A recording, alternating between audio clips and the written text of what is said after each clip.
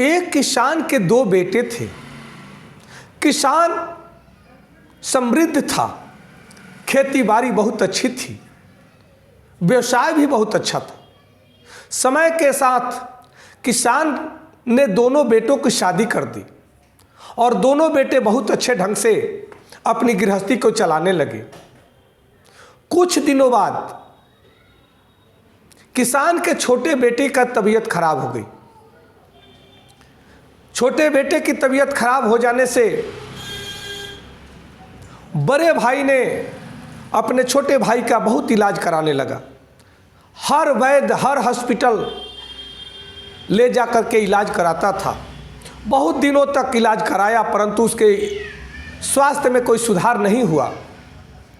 एक दिन उसके बिगड़ी हुई तबीयत से तंग आकर के बड़े भाई और उसकी पत्नी आपस में सलाह करते हैं। बड़े भाई की पत्नी ने कहा कि इसमें तो ज़्यादा से ज़्यादा इसका खेत भी बेच दिए, सारी संपत्ति हमारी नष्ट हो रही है, इससे तो अच्छा ये मर जाए तो ही अच्छा है। बड़ा भाई ने भी कहा कि सही बात कह रही है, परंतु क्या करें। तो उसकी पत्नी ने कहा कि क्यों ना हॉस्पिटल की नर्स से कहें कि तुम इसे पॉइजन का इंजेक्शन लगा दो, जहर का इंजेक्शन लगा दो, जो तू कहेगी वो तुम्हें पैसा देंगे ताकि ये मर जाए, एक कलेश टले। बड़ा भाई ने कहा कि ठीक बात है, अब कितना दिन तक ढोएं, ये ढोआ नहीं रहा है। फिर जाकर उसने बात किया नर्स से, नर्स भी तैयार हो गई।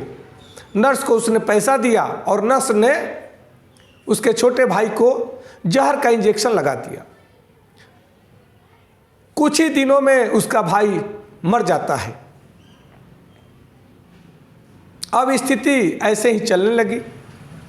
कुछ दिनों बाद बड़े भाई के घर में उसकी पत्नी को गर्भ ठहर जाता है और 9वें महीने एक सुंदर सा बालक जन्म लेता है। बालक जन्म लेता है, बड़ा धूमधाम से जन्मोत्सव मनाया जाता है और फिर उस बच्चे को बड़े लाड़ प्यार से लालन पालन किया जा रहा है।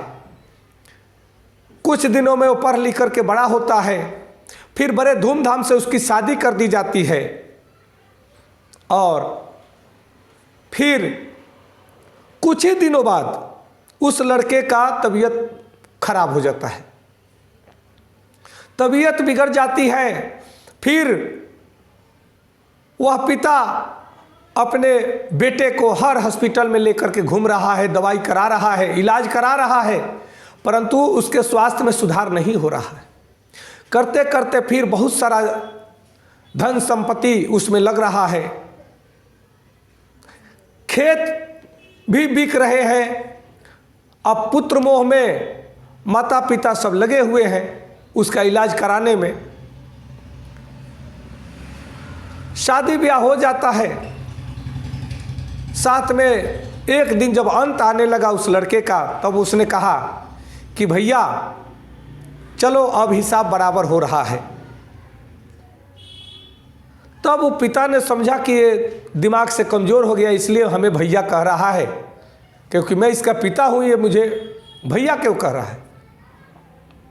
फिर उसने कहा कि भैया समझे, अब हमारा तुम्हारा हिसाब किताब बराबर हो रहा है। बोला कि बेटा तुम ऐसा क्यों कर रहे हैं।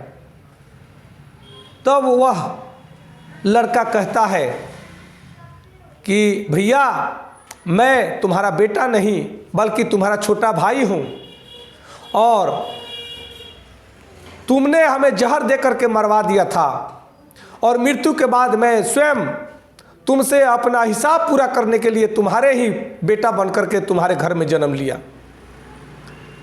तब बड़ा भाई पूछता है कि तब उसका क्या कसूर है जो तुम्हारी पत्नी है। बोला कि उसके कसूर ये है कि वही नर्स थी जिसने जहर का इंजेक्शन दे करके हमें मारा था। अब मैं मर जाऊंगा तब वो पूरे जीवन भर तड़प तड़प करके मरेगी और आज हिसाब किताब पूरा हो रहा है। अब केवल कफन की ज़रूरत है और फिर मैं तुम्हारे घर से विदा ले रहा हूँ। यह स्थिति देख करके वो बड़ा भाई और भाभी वो रो रो करके उनका बुरा हाल हो रहा है कि मैंने कौन सा पाप किए कि हमारे जीवन में ऐसी घटना हो रही है, और हमारी मति मारी गई थी कि हमने अपने भाई के साथ गद्दारी की, और गद्दारी की सज़ा तो भुगतना ही पड़ता है। कोई भी किसी को धोखा दे सकता है, परंतु धोखा का परिणाम उसको धोखा खाना है, ये तो निश्चित है, क्योंकि कर्म कभी निष्फल नहीं होता है। जैसा जो कर्म करेगा उसका फल उसको भुगतना ही पड़ेगा, यही संसार का नियम है। और ऐसे ही उस छोटे भाई का, उसके बेटे का अंत हो जाता है, और वे जीवन भर सिसक सिसक कर रोते रह जाते हैं। पछतावा का कोई पड़ावार नहीं है, वो पछताते हुए उनका जीवन का अंत होता है। इसलिए हम सबको समझने की आवश्यकता है। इस कहानी से यही शिक्षा मिलती है कि हमें किसी के भी साथ गलत करने का अधिकार नहीं है।